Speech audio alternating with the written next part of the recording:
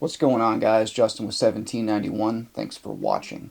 As you can see, I have a bunch of stuff before me, and I wanted to talk about that.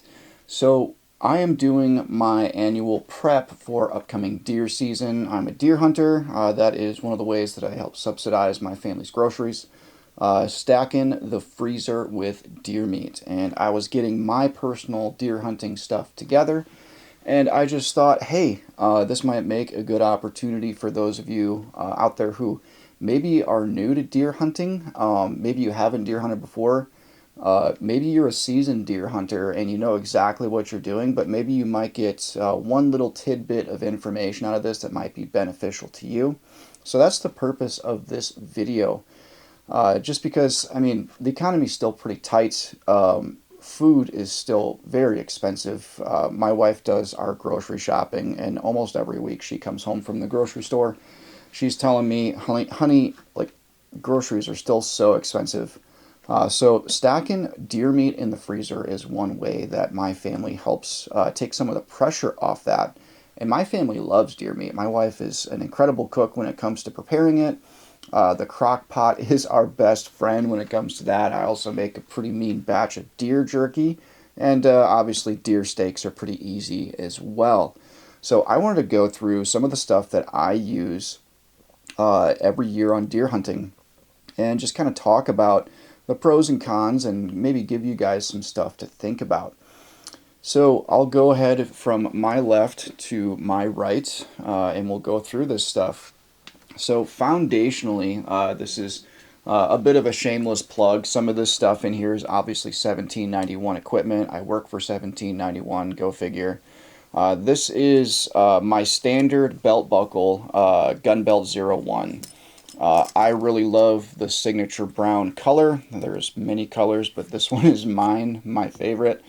I use the standard buckle for hunting applications or for carrying like the outside the waistband belt holster, just because this style buckle will feed through closed belt loops. I use my Cobra gun belt for everyday concealed carry, but this is the one I use for other applications. The reason why I use this is because obviously it holds up your pants, but the other big thing is it works with closed belt loops like I was talking about. So it doesn't have to be our gun belts. Obviously, I would prefer if you used our gun belt, but yeah, get a good belt to carry your equipment on and to hold your trousers up. So here is one of the items from our 1791 hunt line. This is the belt ammo placard. Basically, it just holds 5 rifle shells. I have 30-30 in here because that is one of my deer rifles that I use, and I'll get into that in a little bit.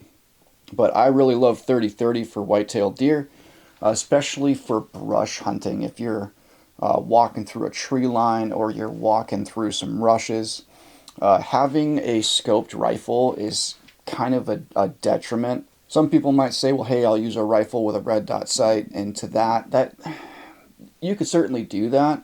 As you can tell, for me, I really like to take it back old school when I hunt deer. Certainly, you could go out with like the finest 300 Win Mag with a really nice scope on there, and you could tip down a deer at 5, 6, 700 yards, and that's awesome. That takes some serious marksmanship, and bravo to that. Personally, one thing that I don't do is I don't archery hunt. That's just an additional hobby that I just have yet to pick up, just because it's just more money that I need to spend versus just being a gun guy. So when I hunt, I like to kind of take it back old school a little bit. One of the rifles I like to use is obviously my Winchester, and then I have my Mauser 98, which I'll get into that in a little bit too. But this guy right here, it mounts straight to the belt, and it provides ready access to reloads if I should need them. So there is that. Now, a little sneak peek on something coming up here. This is a Mora knife companion, and the sheath that you can see, if you're familiar with Mora knife, this is not the sheath that they come with. The sheath that a Mora knife comes with is just a cheap plastic injection molded thing, And we are working on these really nice handcrafted full grain leather sheaths that work for many popular knives. One of the sheaths is the Mora Knife Companion. Now you might be thinking, why would someone make a really nice sheath for a $20 knife? That's a great question. Now, the nice thing about this is mass produced. This is probably the highest quality mass produced knife on the planet, the Mora Knife Companion. Look them up on Amazon. They have like 20,000 5-star reviews. Made out of Swiss steel. They hold a razor's edge. It's just an awesome field knife. Now, the nice thing about it, since they're mass produced with the same exact geometry, if you should break your $20 Mora knife in the field, you could simply buy a new one and it's going to fit in your sheath that you bought every single time. Now this particular sheath that we're doing, this is completely ambidextrous, left-handed, right-handed, doesn't matter. It's worn horizontally on the belt. This is called the Frontiersman from 1791, this sheath. And this is something that I used for duck season this year, and this is what I'm going to use this year for my field knife when I go out deer hunting, and I'll be doing some more testing on that sheath. Alright, working our way back from there, I have our Pathfinder chest holster. So this one is actually the original prototype that I started testing. The commercial version is actually in our classic brown colorway. This one's more of like a signature brown. But the reason I carry a sidearm when I deer hunt is because where I deer hunt, mountain lions and coyotes and wolves are like a thing, alright? We don't quite have bear where I deer hunt, but it is not uncommon to see a wolf. It is not uncommon to see a mountain lion. So I like to have a backup gun that is a little bit more handy that I can just wear on body. So that just goes up and over the shoulder, and then buckles right there. You can actually tighten it. I might need to move my mic. Yep, I'll go ahead and move that mic right there.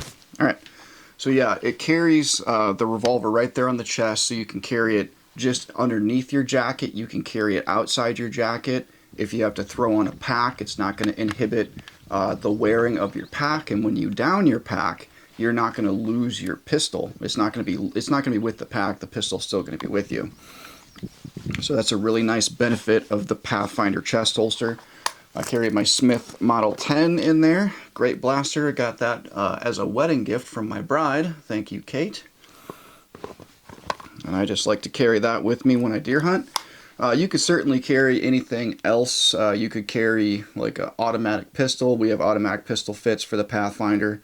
Dealer's choice, like I said, like even though like I have a lot of tactical leanings when it comes to self-defense related things. Like I have multiple M4s. I carry a Glock 19 inside the waistband. But when I hunt, I really like to keep it traditional. I like to keep it as traditional as possible. It's just what I like. And leather really makes sense for that traditional vibe. So, alright. Up front, I have a reversible beanie. This is the inside of it. You can switch over to a camo, and then this side of it, you can switch it over to orange. This one's from Under Armour. I really like this because, at least in my state, you're required to have some kind of orange. This is my article of orange. Just because, number one, I don't want to break the law. Number two, I like not getting shot. So it's good to be visible. And this actually keeps my ears warm and my head warm. Because the fastest place to lose heat when you're hunting, or when you're out in the wild at all, the fastest place to lose heat is through your head and through your feet.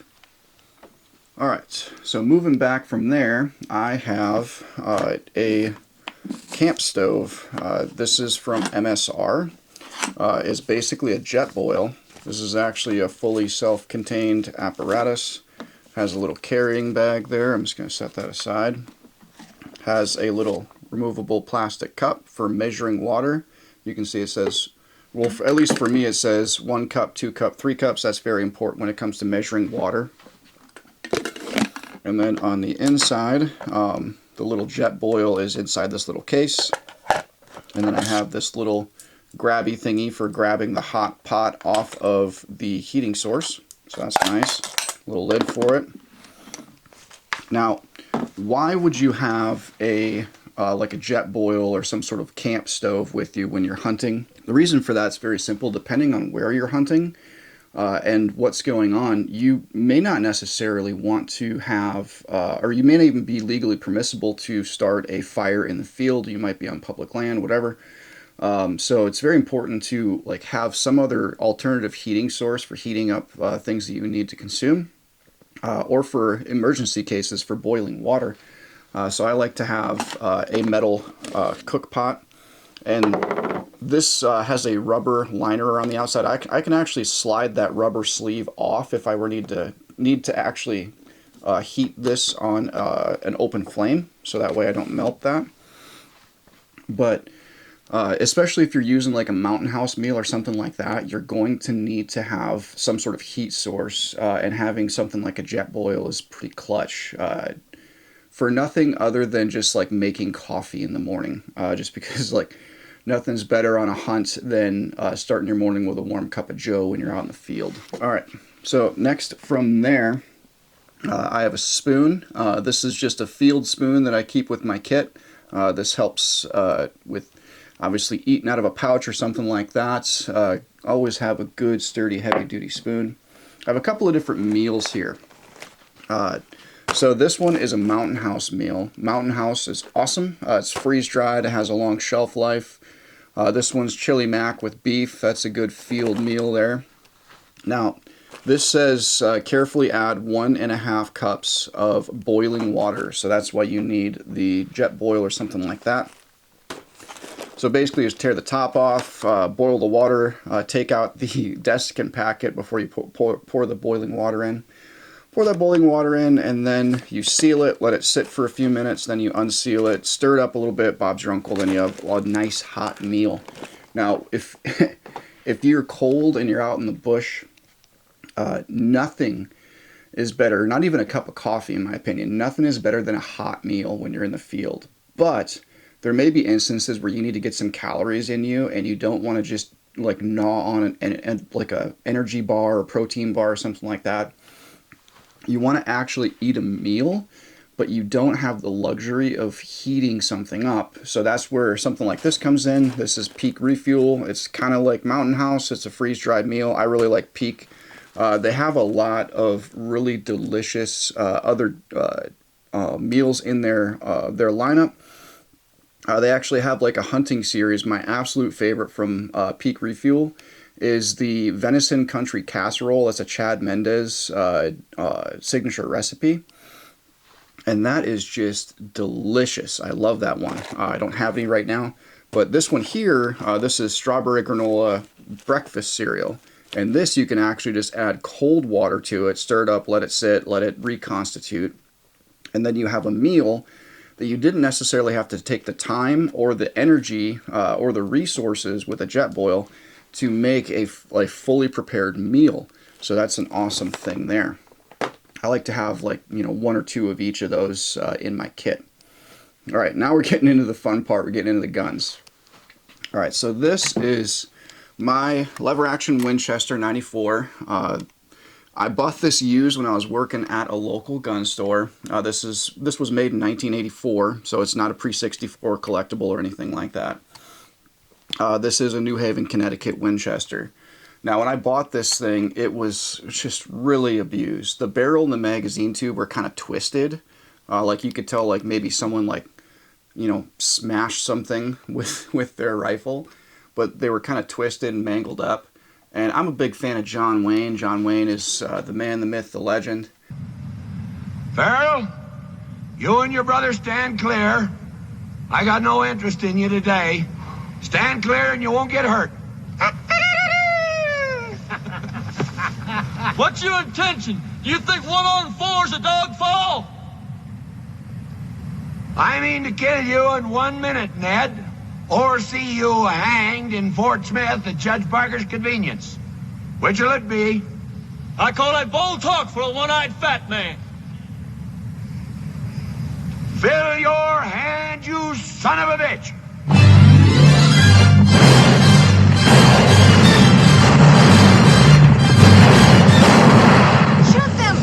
They're too far and they're moving too fast.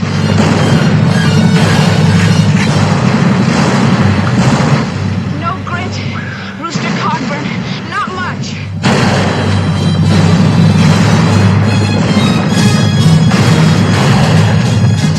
So I wanted to trapper this thing. So trapper means not a carbine. A carbine is 20-inch barrel. A trapper is 16 inches or less. Now, to avoid NFA laws and things like that, I cut this back to 16 1/4 inches. I recrowned the barrel, reinstalled the barrel band, and I reinstalled a new front sight. And then something else that was interesting about this rifle, whoever owned it before me, clearly they picked it up with bloody hands. And if you don't know about blood is absolute hell on a firearms finish, especially on bluing. So the receiver bluing was completely shot. The gun was rusty. I literally got this thing for I think like $200. And since it was already in really, really bad shape, I was like, you know what? I'm already trappering this thing. I'm going to antique it. So I antiqued the barrel, the magazine tube, the receiver, and it just turned out really neat. And I threw on the old big loop lever on there just for good measure. And yeah, that's just, I have killed dozens of deer with this rifle. I love this rifle. So this is my brush gun, and this kind of pairs up with our ammo belt slide that I was talking about before. So I'll have 5 in the tube, and I have 5 more on the belt. And for a season, there's no reason why I'd need any more than that. Most of the time I just need 1 bullet. But when you're already out in the field, away from your vehicle, you're away from camp, you need to have some ammunition with you, because you never know what's going to happen. You might miss your deer. Hell, you might get charged by a mountain lion. Go away. No. No. You might get charged by a pack of wolves. So it's good to have some spare ammunition with you outside of just having a backup pistol with you. It's not.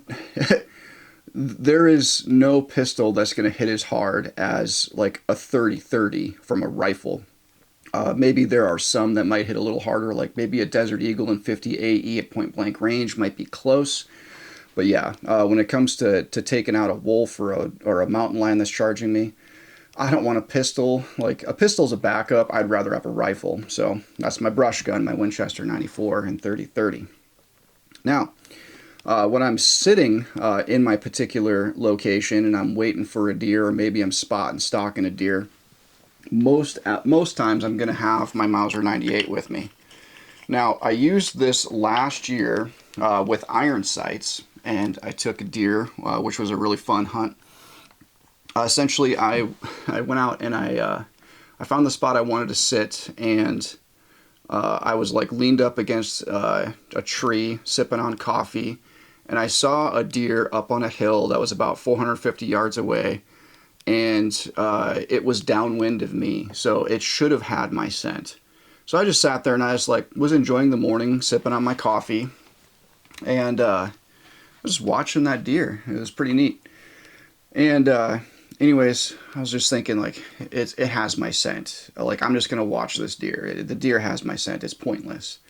And it just kept on doing its thing, gnawing on stubble and eating on it was in an old bean field. And I was just you know what? If you're not gonna move, I'm gonna start moving towards you. So I had my rifle with, and I had downed my pack, and I was just starting to meander my way over there, spot and stalk that thing. And it was basically, I was at the bottom of a hill. There was one hill and then a saddle, and then it was on the front side of that next hill. So I meandered my way around, and I got up to the crest of that hill, and then I crawled on my belly a little ways with my with my Mauser 98. This is actually a Yugo Mauser 98, hence the straight bolt. And I got up to the crest of that hill, I came up on my knees, and at that point I had spot and stalked it from about 450 to about 200 yards. Got up on my knees, and I took careful aim, and I shot, and I brought it down. And the bullet hit it in the neck, thank God, because I shoot for the neck on deer just because I want to make sure I don't damage any meat. And an 8mm Mauser shell on a deer with good shot placement on the neck, it's going to bring it down like a sack of potatoes. So that's just what I do. So anyways, I brought the deer down, and I was just like, thank goodness I actually brought it down, because like 200 yards was kind of stretching it for iron sights, at least for most people. So this summer I actually put a scout scope on it, so I'm excited to run that scout scope and have a little bit more confidence with shot placement. It's not that a scope necessarily is going to make you more accurate. A scope is going to help you be a little bit more refined with your shot placement, and be able to see a little bit more and have a little bit more of a fine aiming position. Something that I do with my scopes is I like to write data on the scope itself, and I'll take a picture and show you guys here. But I have data written on my scope. Essentially 200 yards is going to be a 7-inch hold or 3.5 MOA. This is an MOA turret, so if I wanted to actually adjust the scope itself, I could do that. Most likely not ever going to do that, but I have the data there just in case. And then 25 inches at 300, 55 inches at 400, etc. Really, like, a lot of that's going to be wishful thinking. Ideally, this is like a 300-yard gun for me. I have data all the way out to 500, but this is mostly my 300-yard gun, and then my Winchester is more of my 100 yards and in gun. So stuff I have on here, this is the Simple Strap Sling, a simple leather strap. The genesis of this sling comes from my own family heritage. I remember many times going up to our family farm, and my grandpa would always have an old, I think it was an old bolt-action Marlin with peep sights on it, with just a simple leather strap. And Father's Day one year, I wanted to get my dad a simple leather strap for his rifle, and I just couldn't find one to save my life. So that's why at 1791 we took it upon ourselves to just develop a good old simple strap, a simple leather strap. We do have cartridge slings as well. If you don't like to carry like a butt cuff or have ammo on your belt, we do have a cartridge sling as well. But for this rifle, I really like the simple strap just because it makes it feel like more of an old military rifle with just a simple leather strap on there. Something else I have on here is our 1791 butt cuff. This one is the large rifle, and it fits my 8mm Mauser shells in there perfectly. So I have what I have in the gun, 4 or 5 shells, whatever I have in there, and then I have 5 on tap on the butt cuff, and has this nice suede cheek piece, which helps me get into that scope really nicely. I have a nice, comfortable, warm place to rest my cheek when I take that sight picture, and Bob's your uncle. So that is my deer rifle. There are probably many like it, but that one is mine. Now again, guys, you can use whatever rifle you want. You don't have to use an antique Mauser, anything like that. This is just what I like to do. I like to feel a little bit more old school when I hunt deer. It just helps me feel more connected to the land and help it feel a little bit more of a challenge. So yeah, I like old school stuff. So over here I have my pack. Now this is an old surplus Swiss pack, Swiss military pack. Very, very simple. It just has a simple top flap and then a simple front flap. I'll keep some of the smaller accessories in there. And then in the main compartment, I'll usually have like a warming layer or something like that, or maybe stuff a sleeping bag in there. Nothing fancy. It's definitely waterproof. Has a small back support there, and then some just leather rigging harness for putting it on your body. So that is my pack. Now over here, I have this off frame, but I have a sleep system. So this is a combination, so this is a military sleep system. I don't have all of the layers with it, but I do have the warming layer, and then I have the external bivy on this thing. And I've slept very comfortably in this sleep system down to about 20-30 degrees. You could certainly add some of the other layers to it and sleep more comfortably down below 0 with something like that. But I just have that in there because most of the time I'm actually most of the time where I sleep is actually in just a hunt shack or a cabin, if you will. Not necessarily a heated cabin. We do have a small wood burning stove in there, but it gets pretty cold even in that cabin. And where I hunt, especially in November, it can get below zero pretty regularly, and it is usually snow on the ground where I hunt. So, and for those of you who might be curious, I hunt in South Dakota. So, all right. So next up, I have a sleeping pad. Now, if you are sleeping on the ground, I've certainly slept on the ground before hunting deer. This is a absolute necessity to have some sort of sleeping pad to get you off the ground, because the ground sucks the heat out of you so fast. That is the fastest way to lose heat when you're sleeping, is laying on cold ground. Another thing that will make you absolutely freezing is getting wet. So not only does this help keep me off the ground and help prevent that ground from sucking the heat out of me, this also helps prevent me from getting my sleeping bag wet and getting my layers wet. So that's absolutely clutch there. And it folds up into like this accordion type situation, so it doesn't take up a ton of room. You can actually cut some of the, this is a Z folded type situation. You can cut some of the Z's out so you're not carrying excess into the field. I just kept mine full length for now. If I feel like it's too much, I could certainly cut a few sections off there and save some room and save some weight. Now, earlier I mentioned one of the things that is the fastest way to lose heat. I mentioned through your head, and the other way to lose heat really quickly is through your feet. So a good pair of cold weather pack boots is a must. These are a lacrosse boot. This is a 2,000 gram Thinsulate. I've had these boots for years. I've hunted many seasons in them, and they are an awesome boot. And one thing that a lot of people in my family, my hunting party, what a lot of people end up complaining about through deer season is like my feet are cold. My feet are cold. I remember one year, me, my dad, and my brother, we were in a makeshift deer blind that we put on top of a hill. It was just a hay rack that we covered in camo tarp, and we were up in that makeshift deer blind, and my brother was just wearing like regular boots, and he like we needed to go in because like after like an hour or two up there, he was just like, my feet are cold, like my feet are freezing, like we need to go in, like I don't want to get I don't want to get frostbite on my feet. And like I was sitting there the whole time kind of cheesing a little bit. I'm just like, my feet are fine. I was just like, you need to buy some better boots, bro.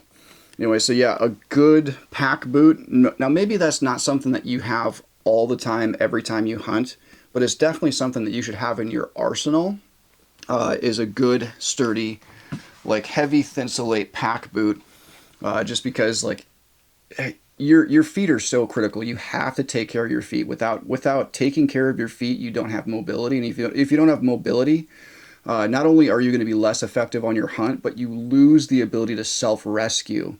Let's say if you're out on your own, like let's say you guys devise a plan amongst your hunting party. I'm going to go here, you're going to go there, and you're going to go over here, right? And let's say you're out sitting for a little while and you didn't have the right boots with you, and all of a sudden your feet start getting cold. Maybe you're in an area that doesn't have good cell reception, and all of a sudden you're like, I need to go, but I can't. And let's say you're out in the field and your feet get so cold you can't even walk on them. And right there, you lose the ability to self-rescue. So guys, when you go out in the field, I don't care if you're hunting or if you're out hiking or whatever, if you're doing something a little bit more intrusive than just a nature walk in your local neighborhood, definitely have good footwear that are going to help take care of your feet. I'm a big stickler on taking care of your feet from my time in the military. So definitely take care of your feet. Have good boots with you in the field. It's literally a lifesaver. You may not see it that way or know it right away, but it's definitely a lifesaver. So this video has been more of like a gear overview of some of the stuff I carry with me in the field. This isn't necessarily everything. This is definitely some of the high points and critical items that I feel are important. Obviously, I didn't get real deep into the clothing aspect. Just a quick overview on that. I typically just wear insulated jeans. I have a pair of overalls I can put on over top of the insulated jeans if it's really cold. But most of the seasons I've been out, insulated jeans have been fine for me. I like to wear jeans just because like they're very, very tough and rugged. They're not really going to get torn up versus like a lot of your hunting pants and things like that. Some of them are not that strong and they're more susceptible to getting torn. So that's why I like to wear a jean, and I can also repair the jean very easily because denim is very easy to sew. It's not manly to know how to, or it's not unmanly to know how to sew, guys. Definitely learn how to sew. It's a good thing to just take care of your stuff. So that's one of the reasons why I like jeans. They're also very easily field repaired. And the insulation just helps keep me nice and warm and cozy. And I like to wear just an old leather jacket as far as my warming layer, and then a good pair of leather insulated, thinsulate leather hunting gloves. That's usually my thing. It's actually a leather work glove. I just use them for hunting. So anyways, that's all I got as far as my hunting gear list. I hope you guys got some value out of this. Please like, share, and subscribe, all the good things. And until next time, guys, train hard and carry your gun.